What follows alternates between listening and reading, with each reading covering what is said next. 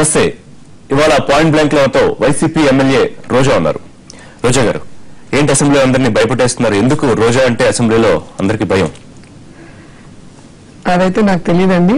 కానీ నేను ఎమ్మెల్యే కావాలన్న కోరిక నెరవేరే అసెంబ్లీలో అడుగుపెట్టినప్పటి నుంచి నన్ను టార్గెట్ గా చేసుకొని నా మొదటి స్పీచ్ లోనే మరి మహిళా సంక్షేమం గురించి నేను మాట్లాడుతుంటే సీనియర్ నాయకులైన బొజ్జల గోపాలకృష్ణ రెడ్డి గారు కానివ్వండి, అలాగే ఇంకో మంత్రి పల్లె రఘునాథ్ రెడ్డి గారు కానివ్వండి, నువ్వు ఐరన్ లెగ్, నువ్వు ఎక్కడ ఉంటే అక్కడ సర్వనాశనం, అది ఇది అన్నారు. అసలు మహిళా సంక్షేమం గురించి ఒక మహిళ మాట్లాడుతుంటే ఒక మహిళని ఎంత నీచంగా ఆ సీనియర్ మంత్రులు మాట్లాడారు సభా సాక్షిగా మీరే చూశారు. ఐరన్ లెగ్ అని చెప్పి వాళ్ళు మిమ్మల్ని రెచ్చగొట్టే ప్రయత్నం కానివ్వండి, కార్నర్ చేసే ప్రయత్నం కానీ చేస్తుంటే మీరు వాళ్ళ ట్రాప్ లో పడుతున్నట్లేదా?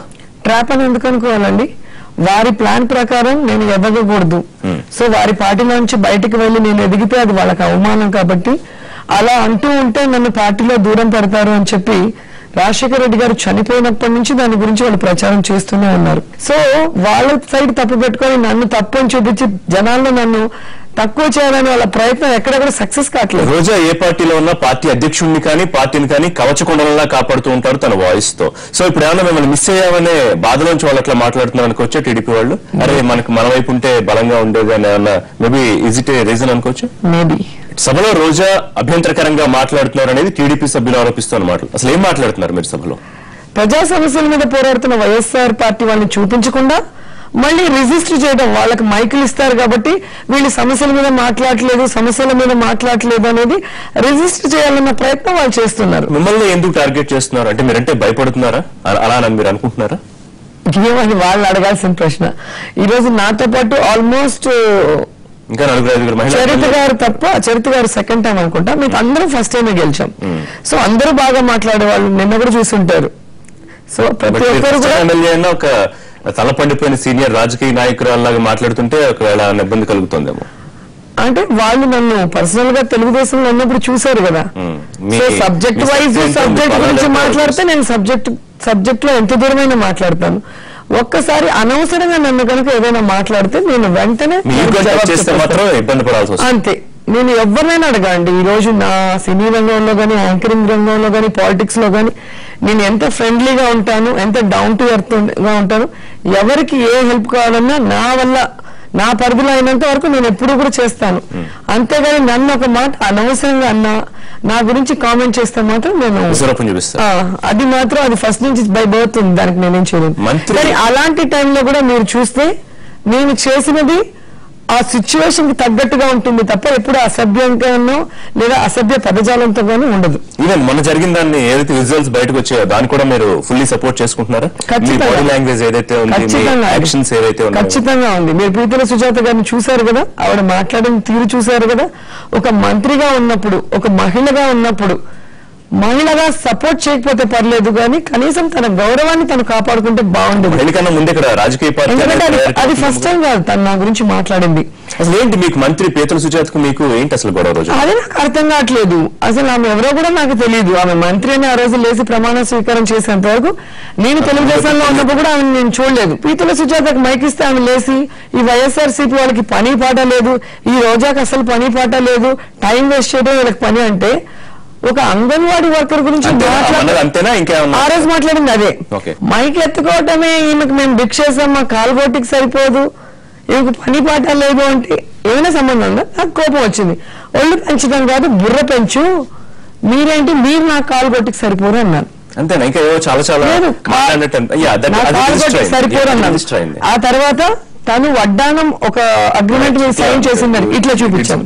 వడ్డానం తీసుకున్న అవినీతి మంత్రి అని నేను అంటుంటే వాళ్ళు కోరస్ ఇచ్చారు మా ఎమ్మెల్యే. ఎందుకంటే ఇది డక్కన్ క్రానికల్లో November 5th వచ్చింది.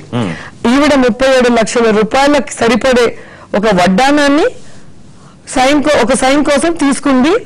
అది ఆమె అత్యుత్సాహంతో అక్కడే ఆ బాక్స్ ఓపెన్ చేస్తే తెలుగుదేశం పార్టీ నాయకులు ఎవరో ఫోటో విత్ వడ్డానం ఆమె ఫోటో తీసి చంద్రబాబు నాయుడుకి, లోకేష్ కి పంపిస్తే ఆయన పిలిచి అందరికి లెఫ్ట్ అండ్ రైట్ ఇచ్చి మొత్తం మంత్రులకి ఎక్కడ గిఫ్ట్లు తీసుకోవటం కానీ ఇట్లా డబ్బులు తీసుకోవటం కానీ చేస్తే బాగుండదని వార్నింగ్ ఇచ్చినట్టు దాంట్లో క్లియర్ కట్ గా ఉంది. అది గుర్తొచ్చింది కాబట్టి నువ్వు ఒక అవినీతి మంత్రివి, నీకు నన్ను అనే అర్హత ఎక్కడా కూడా లేదు. నా కాలు కొట్టి మీరు సరిపోరు అన్నాను. ఎందుకంటే నేను ఆర్టిస్ట్ గా గానీ పొలిటీషియన్ గా గానీ నేను కష్టపడి నా సొంత కృషితో నేను పైకి వచ్చాను. నేను చంద్రబాబు నాయుడు లాగా వెన్నుపోటీ పడిచి రాలేదు, లేదా ఇంకోరు పదవి లాక్కొని రాలేదు, నీలాగా నేను అవినీతి చేయలేదు. వాళ్ళు అలా మాట్లాడకూడదు అన్నారు. సరే, వాళ్ళు మాట్లాడిన తప్పు అనుకుంటే ఇమీడియట్ గా మీరు మాత్రం అలా మాట్లాడడం, అటువంటి యాక్షన్స్ చేయడం కరెక్ట్ అనుకుంటున్నారు? దీంట్లో తప్పే ఉంది. మీరు చెప్పింది ఇందాక వాళ్ళు అలా మాట్లాడకూడదు అన్నారు కదా, సో వాళ్ళు మాట్లాడకూడదు అన్నప్పుడు సాటి ఎమ్మెల్యేగా మీరు అలా మాట్లాడడం కరెక్టే అనుకుంటున్నారు? ఇది 3వ assembly section sir. First assembly section అయిపోయింది, సెకండ్ అయిపోయింది, థర్డ్ అయింది. రిపీటెడ్ గా మీకు కనిపించేది 1-2 వీడియో క్లిప్పింగ్స్ వాళ్ళు మాట్లాడేది.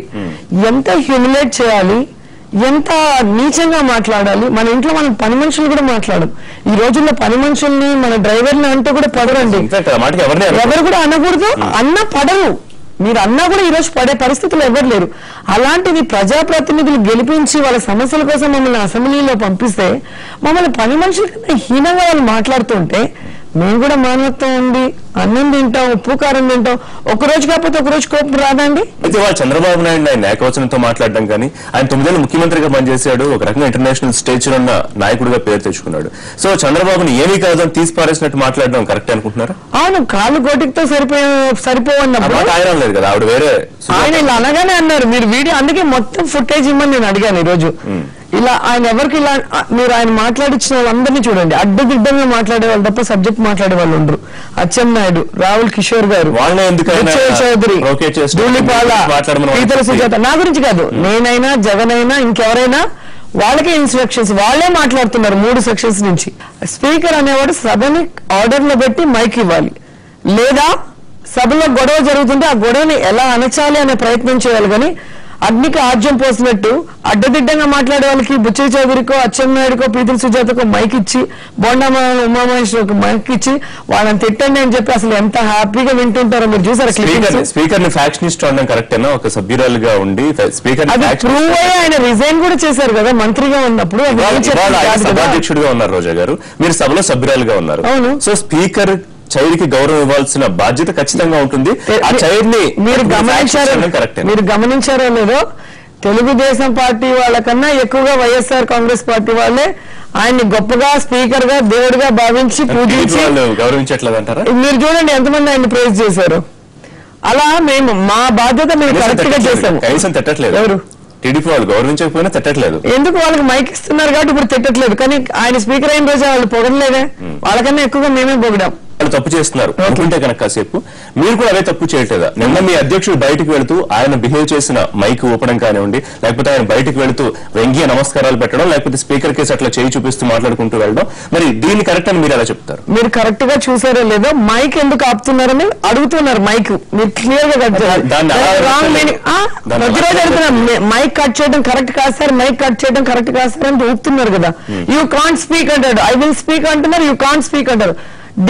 యూ కాంట్ స్పీక్ అనేది డిక్టేట్ చేయడానికి రైట్స్ లేదు స్పీకర్ కి. ప్రతిపక్ష నాయకుడు అనేవారు ఉండేదే ప్రజల సమస్యలు చెప్పడం కోసమే ఆయన ప్రతిపక్ష నాయకుడు పోస్ట్ లో ఉన్నారు. యూ కెనాట్ అని ఎలా చెప్తారు? యూ కెనాట్ స్పీక్ అన్నప్పుడు అసెంబ్లీలో కూర్చొని ఏం చేస్తారు జగన్ గారు? సరే నమస్కారం పెట్టారు. ఎక్కడా కూడా వీళ్ళలాగా వ్యంగ్యంగా ఇట్ట నవ్వటం అట్ట నవ్వటం ఎక్కడ చేయలే. చాలా మర్యాద ఇచ్చారు నాకు, మినిస్టర్లు తిడితే సరేనండి అని చెప్పి పోయాడు. స్పీకర్ గారికి దానికి సంబంధం లేదు. మీరు విజువల్ కరెక్ట్ గా చూడండి. మనం చూసే మైండ్ బట్టి ఉంటుంది. ప్రజల కోసం మాట్లాడే ప్రధాన ప్రతిపక్షంగా ఉన్న మీరు చిన్న సమస్య వచ్చిందని చెప్పి మొత్తానికి అసెంబ్లీని బాయ్కట్ చేయడం అనేది ఎంతవరకు కరెక్ట్? మరి సమస్యని ప్రొజెక్ట్ చేయకుండా ఇంటరప్ట్ చేసి పర్సనల్ గా తిడుతూ ఉంటే, స్పీకర్ కూడా వన్ సైడ్ గా బిహేవ్ చేస్తుంటే, మేము చెప్పాల్సిన సమస్య పూర్తిగా ప్రజలు కూడా వినే పరిస్థితి లేకుండా టీవీలన్నీ కూడా దానికి ఇదే సొల్యూషన్ అనుకుంటున్నారా? బయటకు వచ్చి మేము ఏం చెప్పాలనుకుంటున్నామో బయట